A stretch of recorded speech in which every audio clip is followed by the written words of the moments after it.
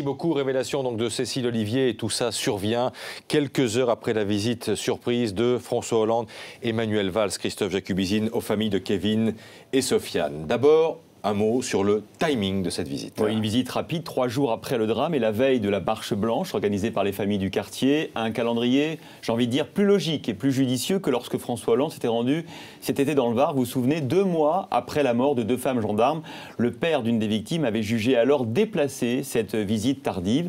Cette fois-ci, les parents des victimes ont été sensibles à la visite du président, notamment Aurélie Noubissi, la mère de Kevin, qui a longuement reçu François Hollande dans son appartement des Chirolles.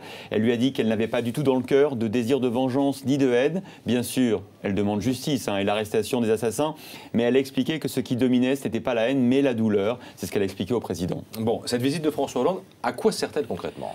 Quand la mère de Kevin dit au président « Je me sens soutenue par la France entière », ça, ce sentiment d'une mère, à mon avis, ça justifie pleinement le déplacement du président. Et puis, il y a l'autre dimension, la dimension politique. Le président ne parle pas seulement aux parents, il parle aux habitants du quartier, à la France entière. Et on l'a vu hier avec les réactions de certains habitants. Ils attendent plus du président. On va réécouter ce moment fort de la soirée, un échange qui marquera, à n'en pas douter, le quinquennat de François Hollande. Ne collez pas, ne collez pas. Les micros là, les micros. Il n'est pas mort, heureusement qu'il a chance, je merci. J'allais vous écrire. Vous êtes là aujourd'hui, ces deux-là. Il ne faut pas qu'ils soient morts pour rien. Ils ne le seront pas. Ça change à Grenoble. Les Chirolles, Fontaine, c'est devenu le Texas. On est où là, monsieur le président? J'ai voté pour vous. Tous ces gens-là, ils vont voter pour vous. Eh bien, ils ont le droit à la sécurité, c'est ce que je suis venu leur apporter. Sécurité, justice et réussite. Merci.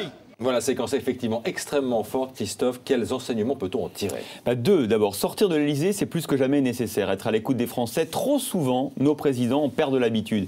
Et c'est certain que cette interpellation, cet appel au secours va faire probablement réfléchir le président plus que n'importe quelle note qui aurait été rédigée par un de ses conseillers. Elle a eu raison, cette habitante, d'interpeller le président.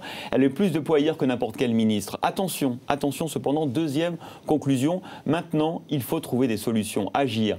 Les Français jugeront le président au résultat. Et qu'attendent-ils ?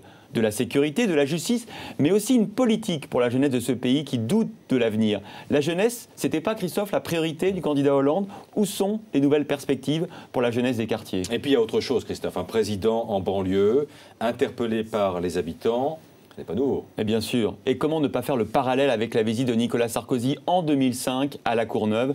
Le ministre de l'Intérieur avait fait une promesse aux habitants de ce quartier. Vous en avez assez, hein? Vous avez assez de cette bande de racailles.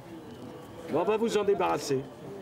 On va faire que ces quartiers puissent vivre, que les gens qui travaillent et qui se lèvent tôt le matin puissent vivre sans avoir la vie empoisonnée par les voyous, par les trafiquants et par tout un tas de gens qui n'ont rien à faire ici.